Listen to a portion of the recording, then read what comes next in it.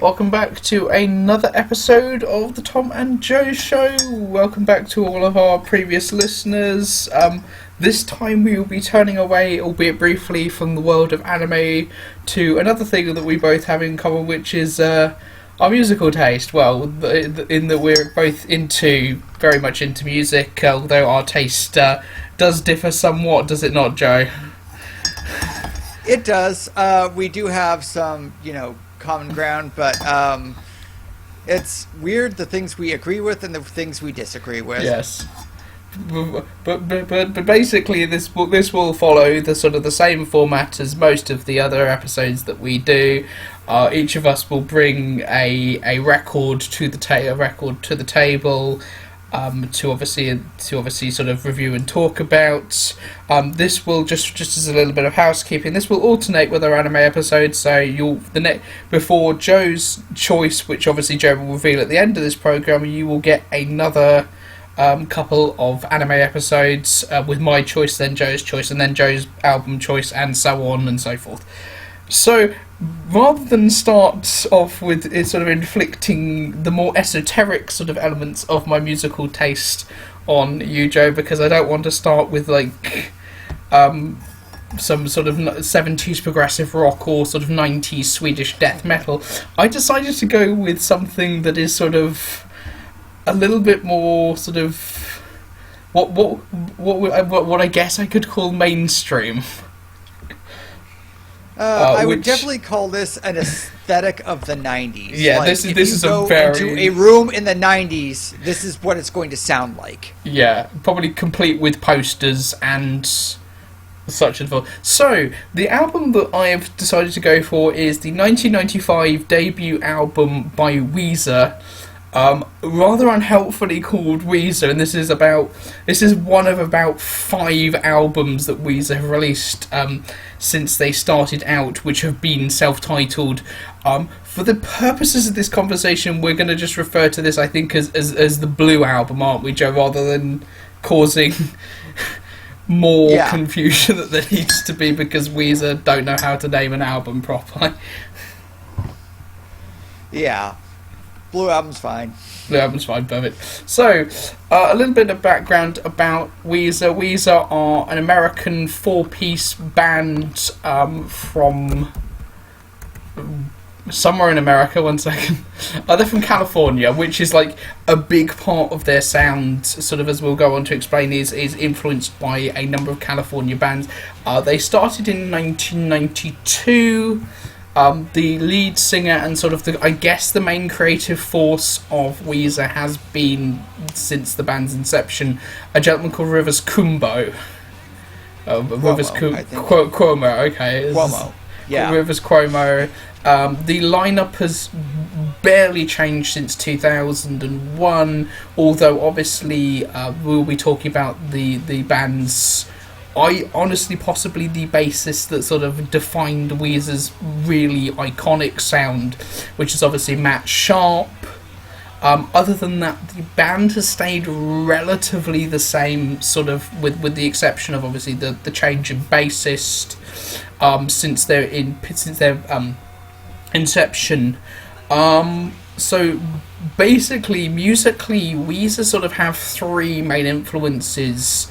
One of which is sort of the Beach Boys, which is an influence they wear very, very obviously upon their sleeve. There's multiple songs in which they either refer to or mention the Beach Boys. Another influence, particularly on Rivers Cuomo's sort of guitar style, and an influence that he himself has regarded is the American rock band Kiss.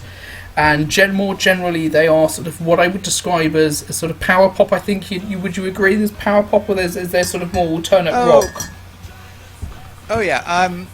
I listened to a lot of alternative rock at the time. I'm a very 90s kid, and it's just like they are the pop side of the thing. Yeah. They are the ones white people are most likely to play, and their parents won't have a problem with it. So. Yeah.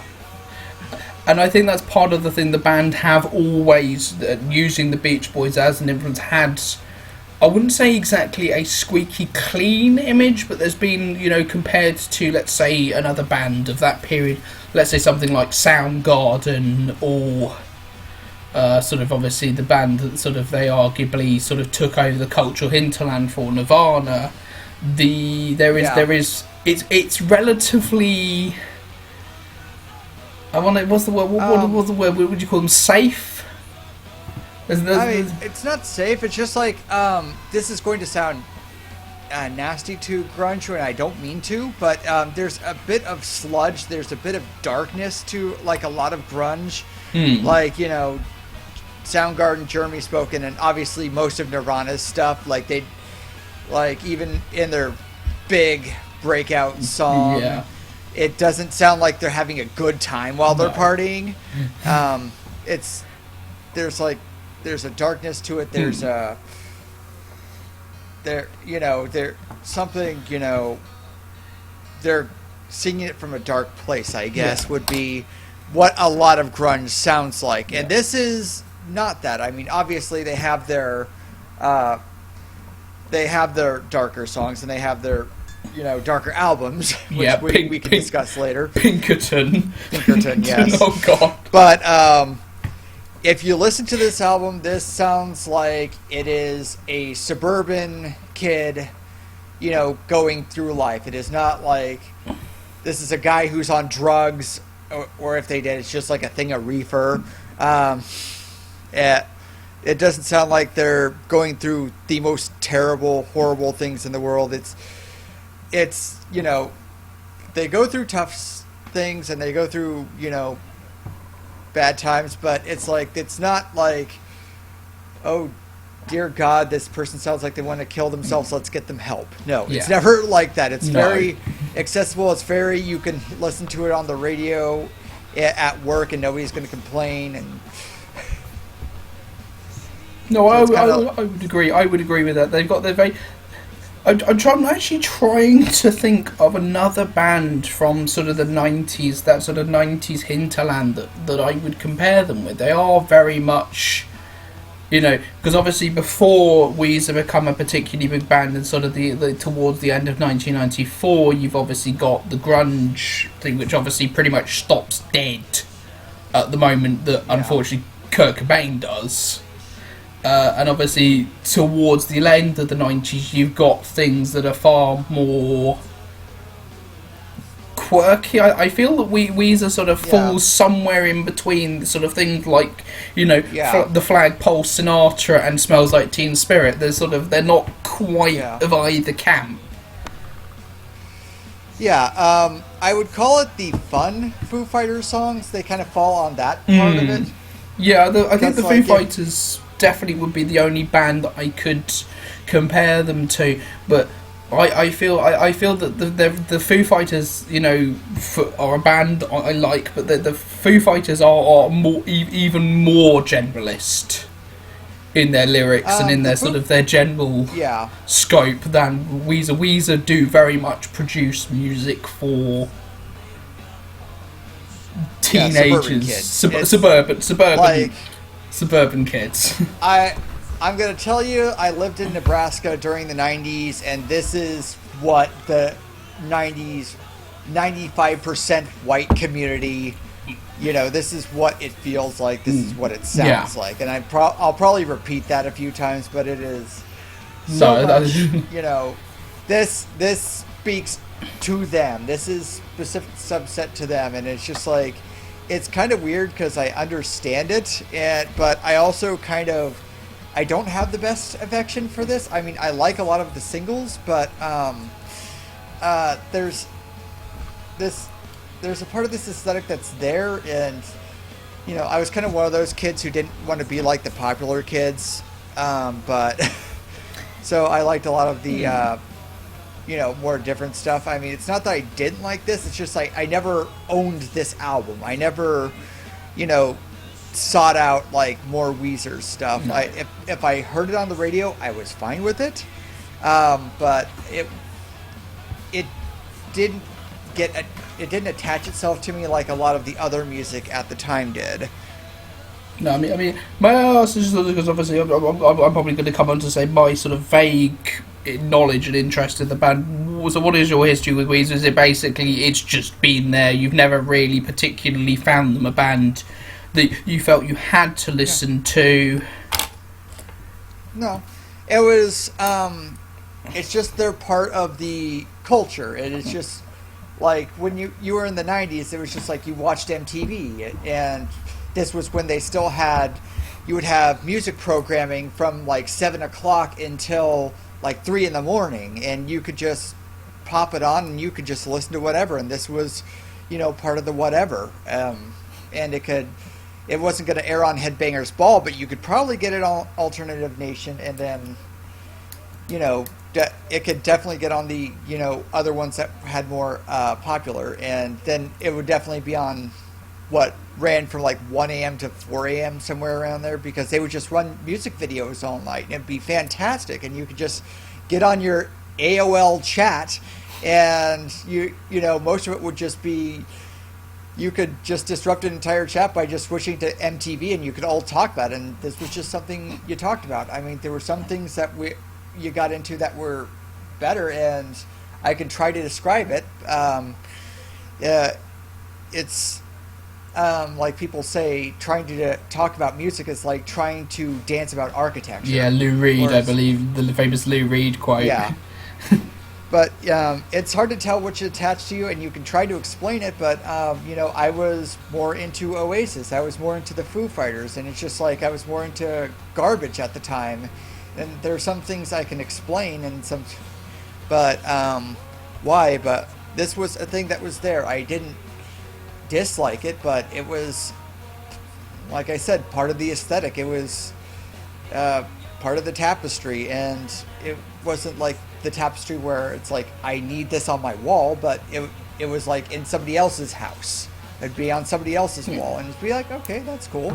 So you like that?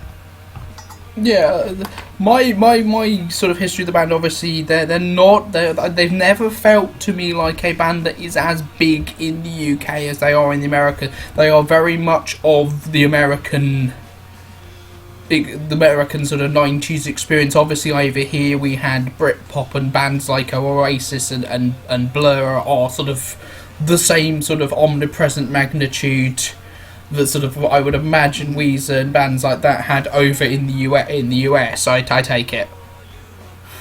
Yeah, it was huge. Like, people.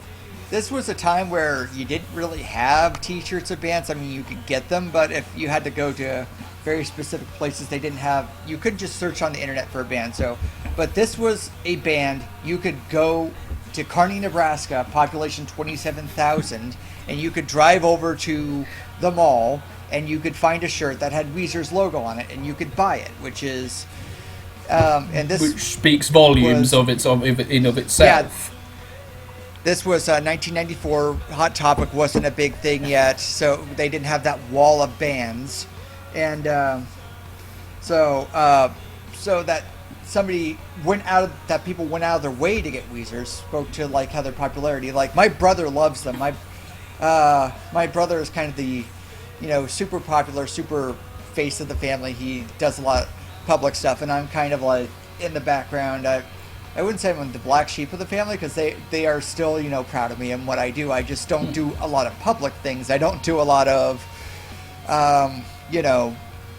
working with charities, working with, school boards, and working with all of this stuff. I do my things, but I not really, make a big deal out of it. I kind of just sit in the back. So, for the people who like to go to a lot of parties, who like to go to a lot of, social stuff, this is probably the big band. Like, my brother still follows him. He still knows, all about him. And he, like, I was talking with him, and, he knew all about it. It's like, do you need anything extra? And it's like, I should be fine. I didn't want to, I wanted to approach this like I am approaching this as a person who didn't really know all that much. It just came from the culture, and just revisiting it. I didn't want to dive too deeply into it. So, no, I know that's fair. my history with the band is pretty much in university I was a complete and utter music magpie. I would listen to basically anything and everything, which is probably why my taste is so freaking weird. Apart from that, I obviously got into sort of the first two albums, and obviously I was at university when Everything Will Be Alright in the End, which is sort of the album in which Weezer try and recapture the sort of the sound and the sort of the aesthetic of the first two albums came out. Apart from that, and this is sort of something that I feel has sort of now become the albatross round the band's neck, is sort of, I obviously remember Pork and Beans. And it's just like pork and beans for anyone who's never actually watched the video. It's from another of Weezer's self-titled albums, which is called the Red Album, because of course it is. Basically, Pork and Beans. How would I describe it? It is basically all of the internet subculture in about 2019, 2018. Sorry, 2008, 2009, my apologies, nearly a decade out there, sort of shoved into one video. And I feel like this has become the albatross around the band's neck, that Weezer have basically become the meme band. I mean, culminating last year with the album Teal, where Weezer goes and covers a bunch of like 80s and 70s songs, including Africa, which basically their fan base pushed them into doing it. Yeah, they kind of disappeared into like the culture or just whatever things were nostalgic for, because going back to the Blue album, like their big video was Buddy Holly. Their breakout video was Buddy Holly, and what they did was they put them into Happy Days, because 60s nostalgia was going big right then. So they just put Weezer into the Happy Days video, which is weird now that I think about it, because like I was reading up on, trying to do some research on this album, and this was produced while Rivers Cuomo was still at Harvard, and college. They were a new band, but they were still getting Rick Ocasek, who is a world famous producer who has worked with everyone. And when I say everyone, I looked at his credits, and it's like there's Conway Twitty on there, and so. But I feel like there is this thing in the middle of Weezer as a band, that there's sort of this almost sort of this complete. I'm trying to think of the right word. This complete sort of oxymoron. They are, the outsider band, the sort of the band, playing for the geek in the garage and etc. And it's at the same time they've got, they basically are the jock band. They are the jock alternative band. Yeah, it is. They sort of disappear into the mainstream culture a little bit. It always feels like that's my issue. Is they, I don't know if they have a voice. Like maybe they tried the voice with Pinkerton to be more expressive, and people said no until like 10 years later, when it's like the emo phase came in, and there's like, oh, there are actually people who think this is good. But they kind of, if there's a knock against them that keeps me, it's like I don't feel like there's a personal connection or there's a personal voice in there. I mean, there is things I can tell that are spoken from experience, and there are things that, it's, they wrote about that probably happened to them. It's just like there's a lack of identity. Like and it's weird, especially considering there's one big creative mind, but it's. I agree with that. The sort of the thing is, the first two albums are really sort of, they define a particular sound, and ever since those two particular albums, and obviously particularly in hindsight, Pinkerton, which, probably alongside Neutral Milk Hotels in the Aeroplane Over the Sea is sort of the big 90s album that sort of has people coming back and going, Yeah, we were wrong about that, and we were really wrong about that, and here are all the think pieces saying how wrong we were about it. And it feels to me like basically ever since they sort of... Because basically... Should we talk about Pinkerton now? Because I feel like this is going to be the albatross. This is going to be the sort of the thing that we're going to have to talk about anyway. You go ahead and get it out. The thing is, I have not listened to Pinkerton in 2 decades, so... Okay, go. So basically, decades, yes. Weezer... We'll go back to talk about the Blue Album in sort of more detail in a moment. Pinkerton basically started life as a concept album called Songs from the Black Hole, and there is a bootleg version of this album going around the internet. You could probably go and Google it now. And essentially what it does is it is a concept album, and basically Rivers Cuomo went a little bit nuts after Blue's success. Up to and including sort of painting his room black, sort of hiding, sort of living in his room, sort of not going to lectures and sort of various other things. And basically what Pinkerton was if Blue Album is the Nevermind, is Weezer's Nevermind, Pinkerton is in Utero. It's rawer, it's darker, it in places almost uncomfortably personal. And it came out, and critics basically destroyed it. It was basically it was lacerated. I think when the album came out, it was getting ones and twos. I believe obviously the music website Pitchfork, when the album originally came out, this is obviously way back at the launch of Pitchfork, I think gave it something like a 5, a 5.5, a 6, a 7. And then obviously nowadays they come back to it and goes, no, it is a modern masterpiece. It is one of the... And it's a good album. I feel like it is basically Rivers Cuomo sort of taking the sound of Blue and going, okay, well, what if we really wrote some songs about how much we actually are affected by stuff around us? But the thing is with Pinkerton is... It's pretty much, I think, as dark as Weezer have ever gone. Weezer have sort of done things like, the last year's self-titled called The Black Album, which was, again, an attempt to sort of capture the rawness. And nowadays, it's the famous Kurt Cobain quote, teenage angst has sold well, now we're bored and old. You can't reproduce the anger, the sense of being an isolated and lonely teenager or young adult at 40. But Pinkerton is sort of... Sorry, you were saying.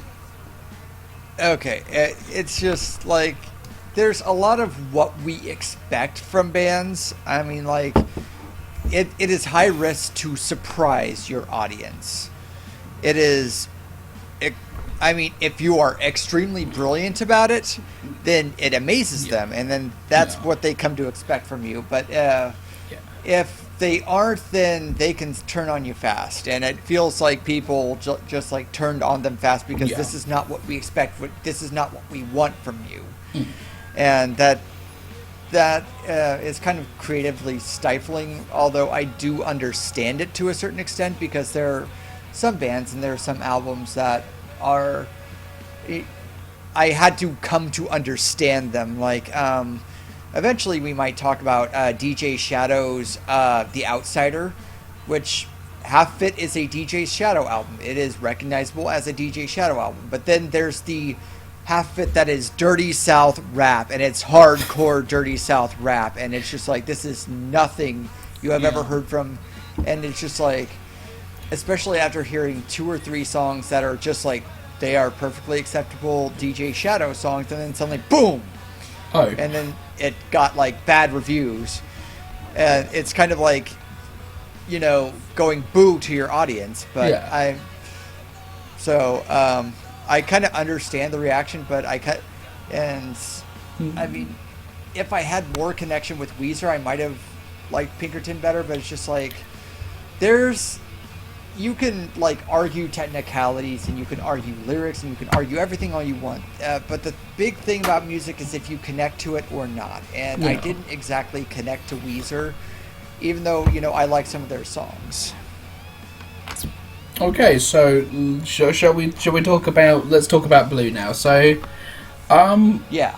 Let's talk about. So the sort of the general thing about Blue is it's a damn good debut album. I think is basically the short and the long of it. It very much is a statement of intent. There are some very good singles on it. There are a couple of tracks that sort of looking back with now nearly 25 years of hindsight. Yeah, they're not. Some of them are a little bit naff and a little bit sort of like juvenile, but then again, this is an album made by 20-somethings. Yeah, they're in college. That's supposed to sound like this. Yeah. I mean, my big thing is like it took me like 3 or 4 listens to like start to differentiate the non-single songs, because it is certainly an album where a lot of the songs sound alike. It is, unified in sound, which is, it's good. I mean, it's good to something, but then there's a thing where it's like, how many songs did I just listen to after 10 minutes in a daze? And it's just like, oh, okay. That was 3. Now I got to go, and I've got to come on air and, analyze them and discuss them. And it's just like, I got to keep on this. And it's like, if I get a week out, then I suddenly forget what they sound like. It's just like it's interesting what does pop out at me. Like the opening of the album, My Name is Jonas. It's just like there's a little guitar thing at the beginning that sounds like Dust in the Wind by Kansas. And then it just goes into, what the rest of the album sounds like, which is very, California teen in the 90s. It's like, it's not quite, like you said, their influence is the Beach Boys, but it doesn't sound quite like the Beach Boys. It sounds like, Beach Boys went through the grunge phase, but they weren't like old men who, the Beach Boys did not have Beach Boys did not have a good 90s. Let's just say that. No, there's a very good completely going off topic. There's a very good Todd in the Shadows video on exactly how badly they went off. But I feel the Beach Boys influence can be felt one place, which is the sort of the vocal work has that sort of, particularly the vocal harmonies, and I think this is where Kumo, I keep calling him Kumo sort of has his sort of Beach Boys sort of flag taped most firmly. Yeah, Cuomo is very American name, isn't it? Cuomo. It's like Cuomo. Not related to the other Cuomo. No, probably not.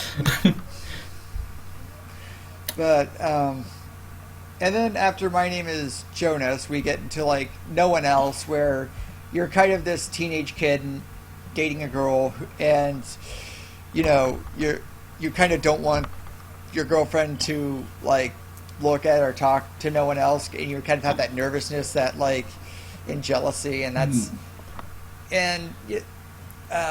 it's an alright song. It's just like it's one I keep forgetting is there. Yeah. I feel it's actually probably the problem is because it comes after My Name is Jonas, which is probably actually one of the best tracks on the thing, and it's like okay, and it just and then the problem is that and The World Has Turned Me and Left Me Here, which I think is a very good song, or sandwiched between the two singles, and it's like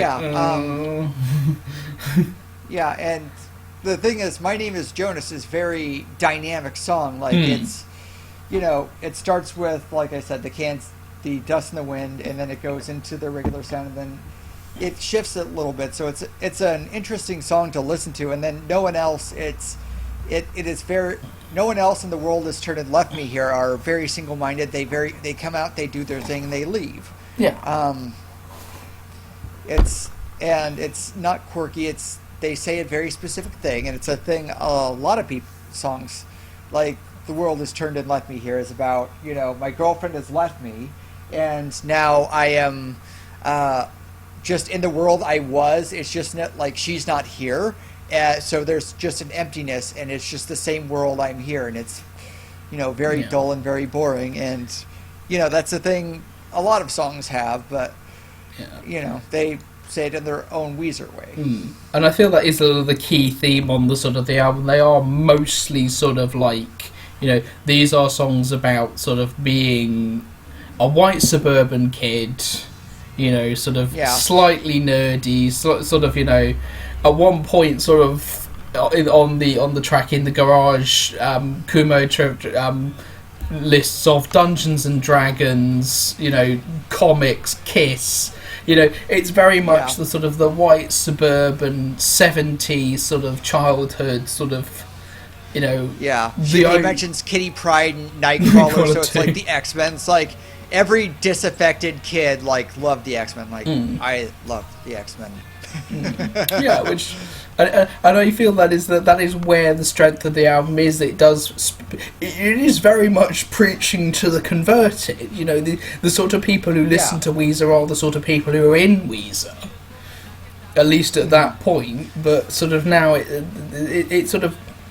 it feels to me very much like, if Nirvana's Teen Alienation was for, and people who sort of came along obviously in the wake of Nirvana, and even if they were in different mediums like Nine Inch Nails and obviously Marilyn Manson, were very much, you are a disaffected kid and your childhood wasn't brilliant, and sort of like, you're angry at your parents and sort of like, but I feel like Weezer's anger is sort of the anger of sort of Saturday morning cartoons. It's sort of like, it's a little bit sort of like, oh, I'm angry at my parents because, I didn't get to go to the party that sort of everyone was having, out by the beach or something, compared to compared to the Manson and Nine Inch Nails sort of angst, which is like, life is shit and sort of everything sucks, and I'm going to go off and be the Antichrist now.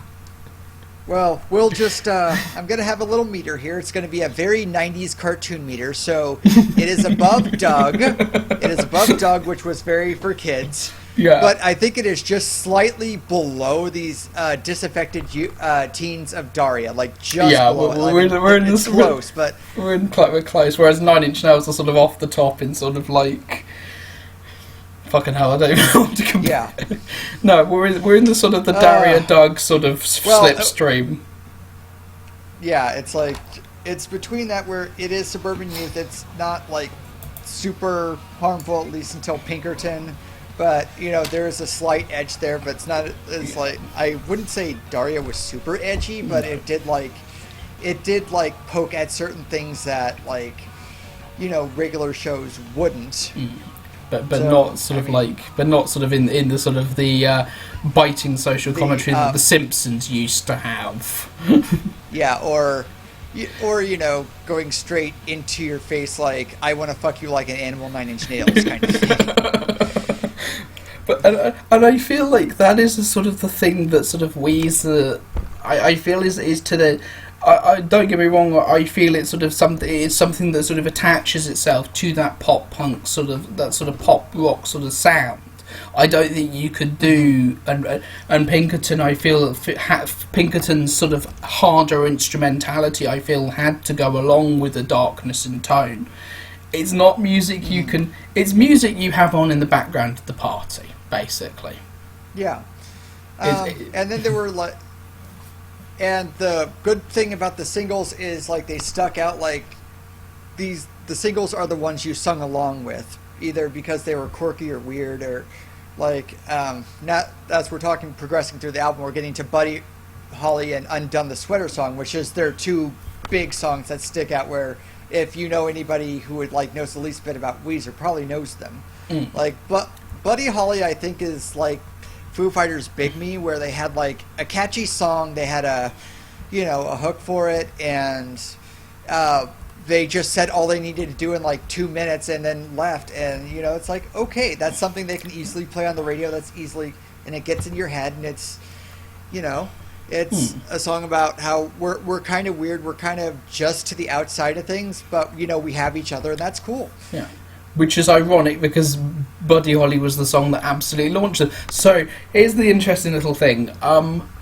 on the original Windows 95 CD-ROM, which you put into your computer and obviously install Windows with, which, by the way, Windows is like a whole musical interesting thing, because Brian Eno did the startup for the Windows, and we'll eventually come on to probably talk about Brian Eno on another video, because, man, I love Brian Eno. And on the CD-ROM is the video for Buddy Holly, which Weezer weren't told about. No. Like, they'd recorded their album, Rivers Cuomo went back to Harvard, and then they're like, you gotta come back, because your single just became a hit. Because it's on every single copy of Windows. Yeah. And I feel that's the sort of the thing. The sort of thing is with Weezer, they are inoffensive enough.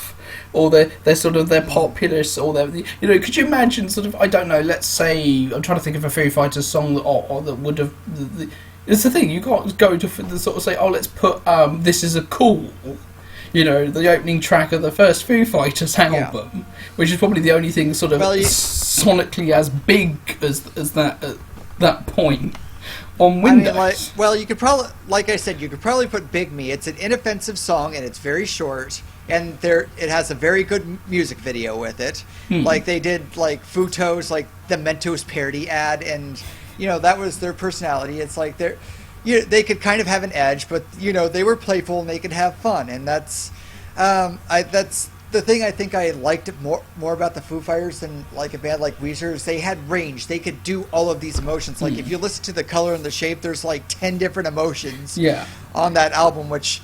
It might be, no, absolutely. a fault. Like if you wanted to feel all of Foo Fighters, you could listen to Color and the Shape, or I think Echo, Silence, Patience and Grace.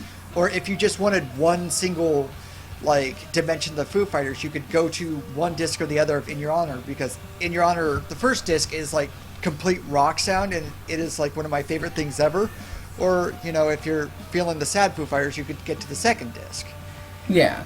So, I feel that's the big issue with Weezer. Obviously, nowadays, Weezer are far more, as a lot of bands sort of now, obviously, are, because this is what rock is like, is more electronic and more dancey, obviously, which I feel obviously has alienated some of its fan base, particularly with the last couple of albums. But I feel that sort of Weezer's big issue, particularly, and this is where they really sort of fall between sort of the two camps of sort of grunge and sort of later alternative rock in the 90s. They are very much sort of like one-dimensional.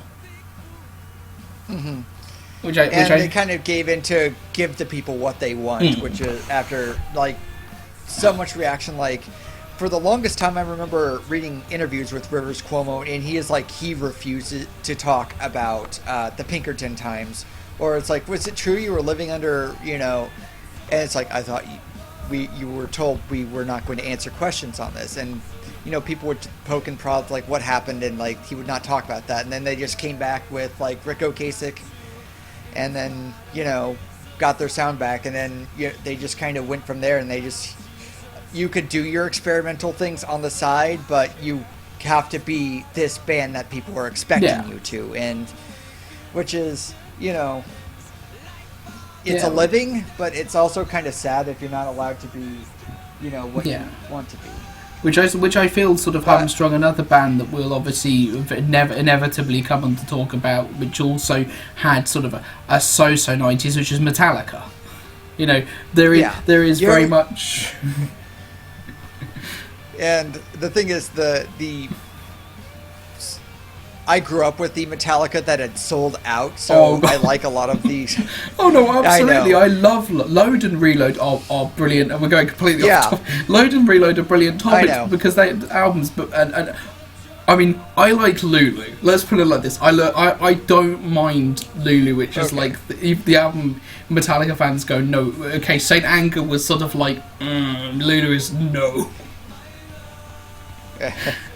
But so obviously you got Undone the Sweater Song, and Undone the Sweater Song is probably the most non sort of typical Weezer song, because it has that Weezer sound, but it's also it's the one moment on the album where Weezer goes, you know, yeah, most people from California are kind of dicks. Yeah, and it's my favorite song for the album. It's the most interesting song of the album. One, because it had that metaphor, and it's like a lot of people liked it because it's like, you want to destroy my sweater, and they're like, it's an odd line. Everybody repeats it. It's like how everybody how they have Ebonics to start Buddy Holly. That's every white kid sung that at every damn party. It's just like, why are they always dissing my girl? Why do they have to front? Like, everybody, every white kid in Nebraska knew that lyric because it allowed them to talk in Ebonics and make them feel cool. I can't. I'm not saying it's good. I'm not saying it's bad. I'm saying this is what happened. It's memorable. That's the main thing. And then it's like, you know, the sweater line stuck out.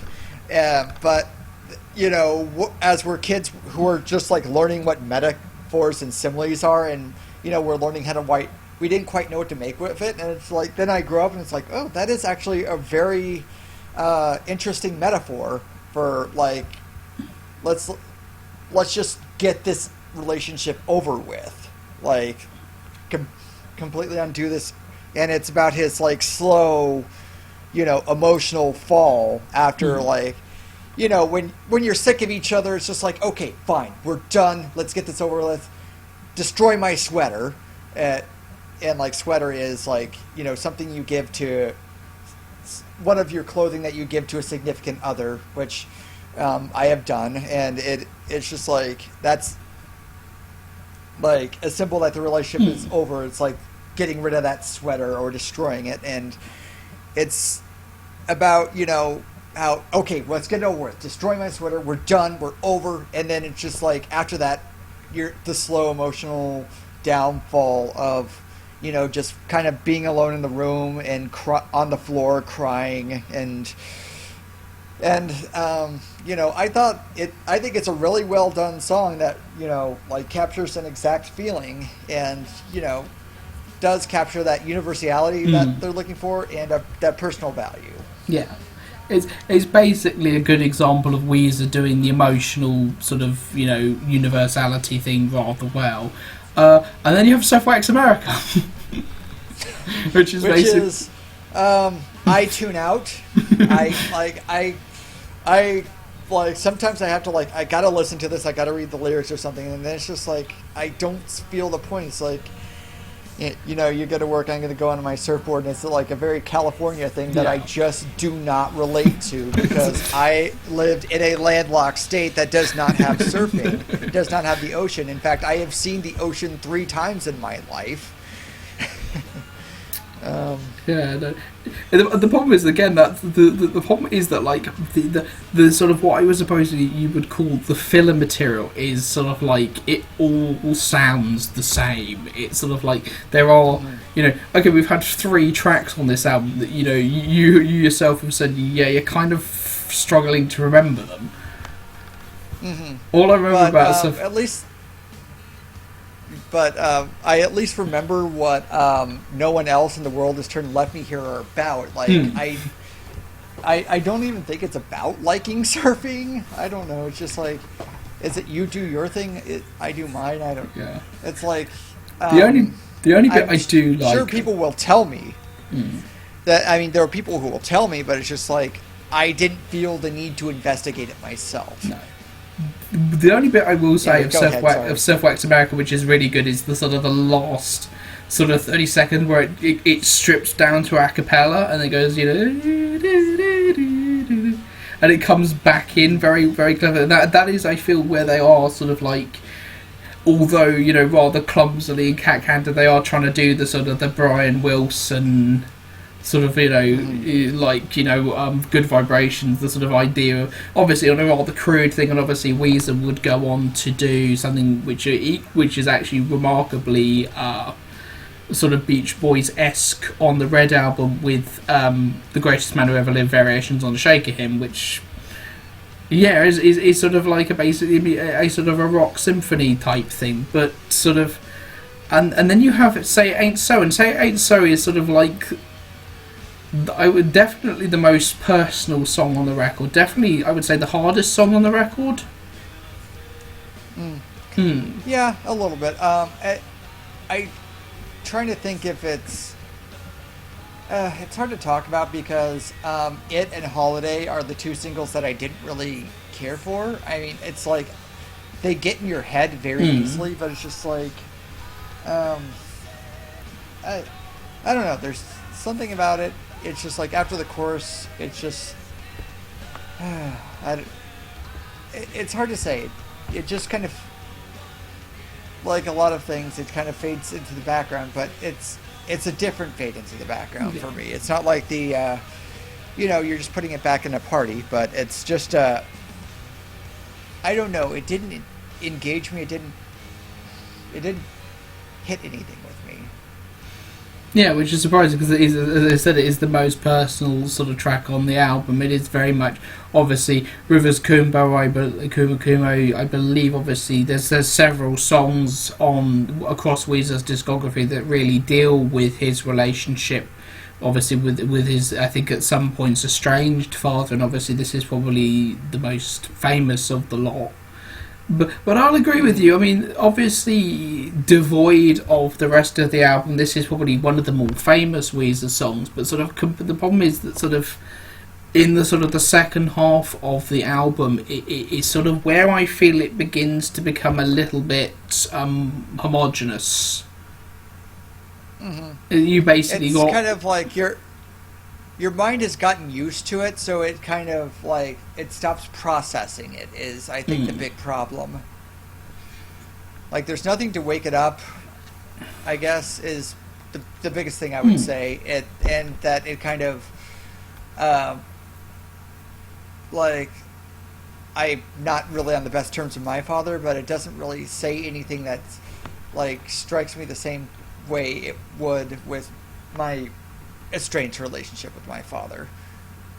And I feel that is sort of the big issue with some of the Weezer songs, is you can be, generalist and universal at the same time, and personal. But if you're personal, you're not going to be entirely be able to sort of, go, oh, well, this is my experience, this experience is probably like yours, there we go, white suburban America, which sort of leaves us on to both In the Garage and Holiday, because I'm just going to group those two songs together because they're basically the other two songs on the album. Yeah, although In the Garage, like, it, strikes me more because it's, obviously it hits relatable things. It wakes up the mind because it's like playing D&D and, talking about the X-Men, Kitty Pryde, Nightcrawler, and, stuff like that. And, oh, that relates to me. Now I am back in. Which is a weird way to do it. And it's, I like In the Garage. In the Garage is sort of like, it's I feel it's Weezer at their least restrained. The rest of the album is like, okay, really personal, sort of personal on a sliding scale sort of thing. And it's like In the Garage is just, we're a band who play in the garage, and we sort of hang out in the garage, and I feel honestly it's probably one of the better of the best of the rest songs on this album, because it's sort of like, it's sort of like everything has to be based around girls. Yeah. If the rest of the song is like how you talk to friends at work, In the Garage is kind of how you talk to friends at home. Yeah, definitely. And Holiday is the least memorable track on the track on the entire album. I'm actually trying to remember what Holiday goes like. I just remember the heartbeat part of it. I'm not going to sing it because nobody wants me to sing anything, but it's like, that's all I remember. And like for the past 2 weeks, that's like I will wake up at like 9 in the morning. It's like heartbeat. It's like, God, get out. Yeah, no, and the thing is, it's like even the thing is though, what I like about Blue is it's a solid album. There's no tracks on it which are, this is really bad, I'm going to skip it. but sort of like not. The problem is that the sort of the thing I think of a good album is basically, you know, will you listen to it all the way through? And like, okay, Weezer passes it, but there's like some tracks on this that I go, do you know what? I'm not really in the mood for this. You know, they're not particularly bad, and if it was on like vinyl or CD, I'd probably let it run. But obviously, in this day and age of instant gratification, it's like, no, I'm going to listen to the next track. Which sort of brings... Holiday is definitely the one on there. Because, which is the problem. Yeah, that part... Okay. Yeah, which is the problem, because it's obviously right before probably the best track on the album. It's certainly the most interesting one on the album.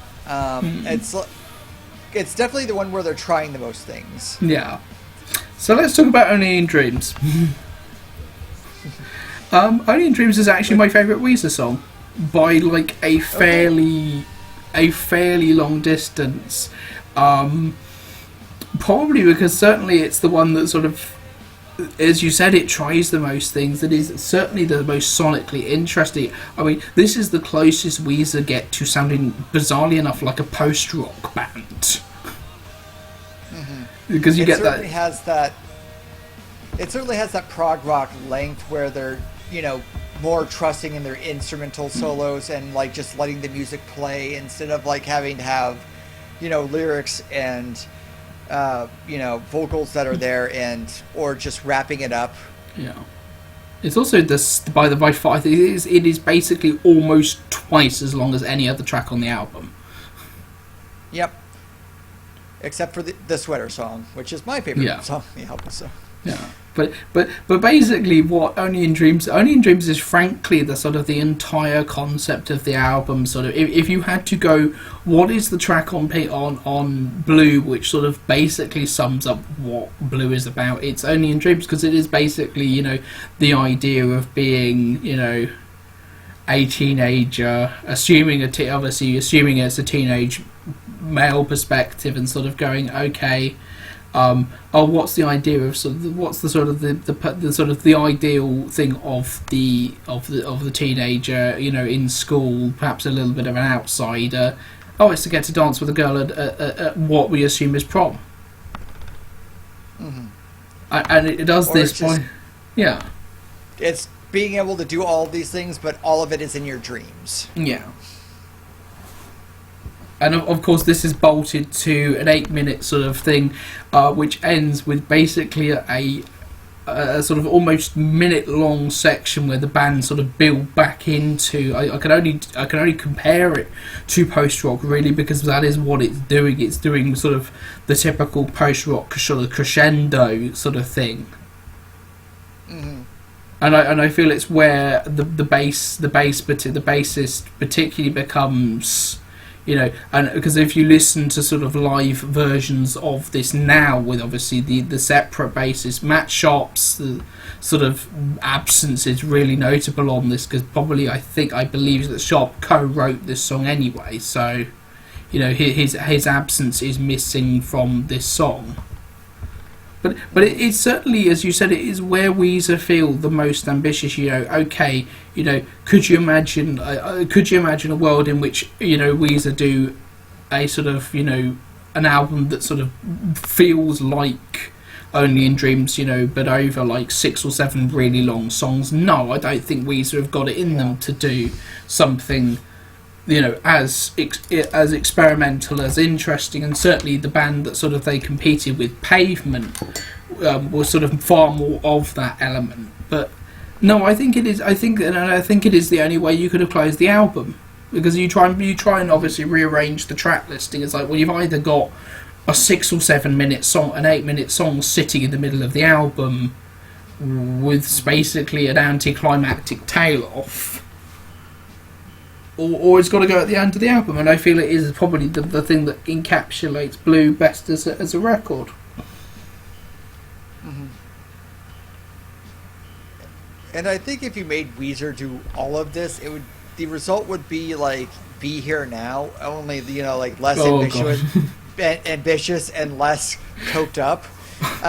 It would be like okay, I can listen to some of this album, but I cannot listen to all of it. Yeah, the thing is with Weezer is they're a band of brevity. They're not a band really capable of writing, 5-10 minute songs. Really, I think even sort of the greatest man who ever lived, I think, is only about 6 minutes long, which is considering it goes from everything from sort of 18th century classical music to Slipknot. It's pretty damn good, but so what's your general thoughts on this as a record then? It's fine. It's the most cowardly way I can put it, and it's the only way I can put it. This wasn't music I connected to when I was a teenager, so therefore it doesn't matter. I'm kidding, but it was I will say the same things over and over, and I tend to do because ADHD is a bitch and makes you hyper focus on things. But it really was a part of the culture. It was a part of the tapestry. It's a part of where we were and it was just, but it wasn't a part of me. Is the best way I can put it. I liked Buddy Holly well enough. I mean, as I got older, obviously I've appreciated the Sweater Song more as a song that did interesting things, and listening to the album, it's fun. I had no actual problems with it. My only problem is I would listen to it and then it'd be over, and it's did I actually listen to it? Did I feel anything from it? Did I absorb anything of it? And that was a constant battle to talk for an hour about this. Was it's a good album. It's fine. I don't connect to it. It doesn't it only speaks to me sparingly, and that is what keeps it at a distance from me. It's it's like an album through safety glass. It doesn't touch me, it doesn't affect me. It's just okay, that's there, and that this is here, this is fine, but it's not something that really reaches out to me the stuff that really hit me in the 90s did. You didn't know what Oasis was talking about in What's the Story, Morning Glory, but for some reason that reached me, and trying to figure it out was part of the great part, because I wanted to find more about that. And then there's version 2.0, even though eventually, if we ever talk about Garbage, we're going to talk about how their discography is a woman growing up in the world, and how that is. And it's even though version 2.0 is about a woman being released out of high school and just being unleashed onto the world, it's something I related to, and it also did a lot more interesting things. Every song on that album feels different, but it feels like it's on the same album, and that it's the dynamism of 2.0, version 2.0 was really hit with me, and so stuff that hit me more. And the Foo Fighters, and because they could be fun, they could also be extremely mad, and they could also be extremely sad, and it's just they could. And the Foo Fighters had range, and The Color of the Shape is one of my big albums of my teenage years, and it's just this hits my brother.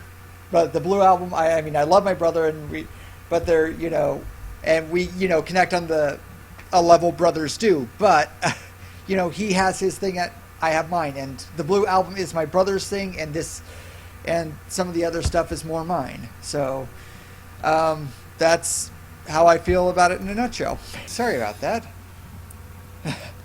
Sorry for all the technical problems. Rivers Cuomo got in and tried to stop the podcast.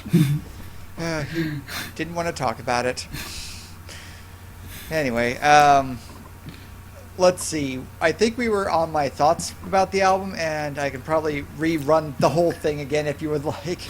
Yeah, sure, why not? It's okay. It's like I said, it was a part of my adolescence. It was a piece of it. It was a part of the culture. It was a part of the tapestry. It was just like it was a part of where you lived and where you went. I don't think it was a part of me is my big problem. Like certain albums were, like Oasis's "What's the Story," "Morning Glory," or Foo Fighters' "Color and the Shape." Though those were more part of me, and this what didn't reach me in a certain way. I will use this like I talk about my brother. It's like my brother and I are on a connection, that other people are not.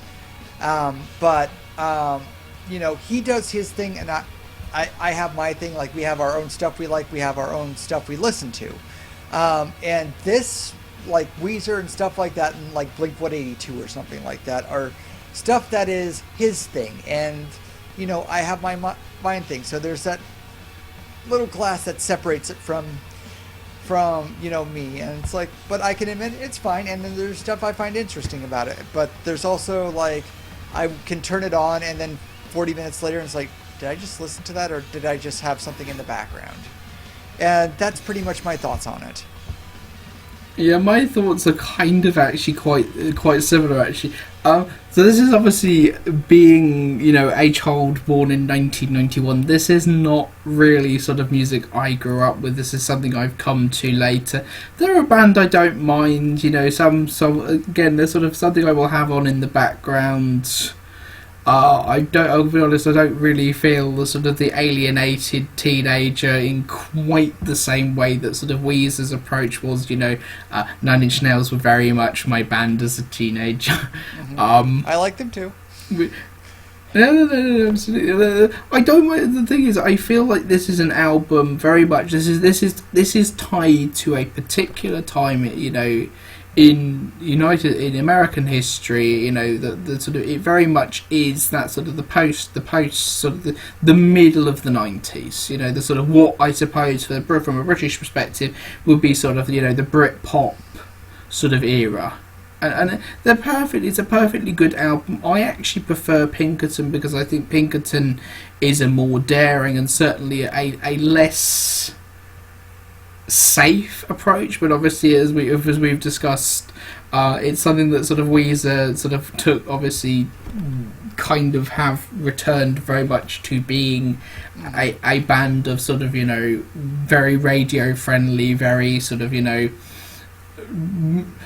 the sort people of what they sort of which yeah, to the certain elements, we'll go, well, what you want is more Weezer, and more Weezer is what you get, but some people sort of like, well, I'm not really very much into Weezer, at least as they said now, which is fair enough. I mean, it's a good album. It's a good album. It's not a thing I would if it was playing I would go and switch off, but it's not something if nothing was playing I would necessarily switch on.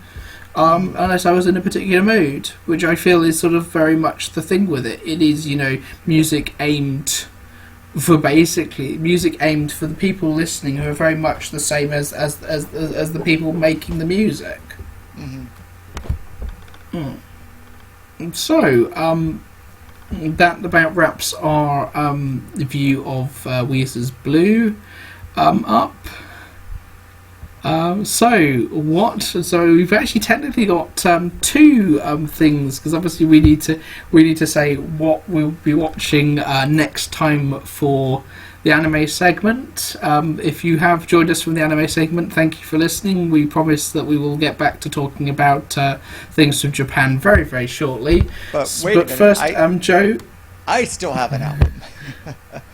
Yes, so, you have an album. What are we listening to next album time? You're going to be talking about the Propellerheads, Decks and Drums, and Rock and Roll, and I'm sure we're going to have a lovely chat about that because, I'm sure it's a this thing is we an both album have we a lot of things to say. both really like, yeah. And I highly anticipate their second album. Like, eventually. but we'll explain that joke. But next time we'll be watching a. Well, let's see. There's a certain game out at the moment, isn't there, Joe? Yeah, an RPG from a long-running series made by a legendary company. Sakura Wars, wasn't it? No. And the thing is about this little video game is it's obviously a remake of a game that came out in 1997. But wait, that's not all that's connected to that game. Wait, Trials of Mana? No, not Trials of Mana. Okay. Sorry, I in will 2005, in 2005, a film was released to tie into that. Yes, next time we're doing Advent Children, deal with it. I will do my best. See you next time.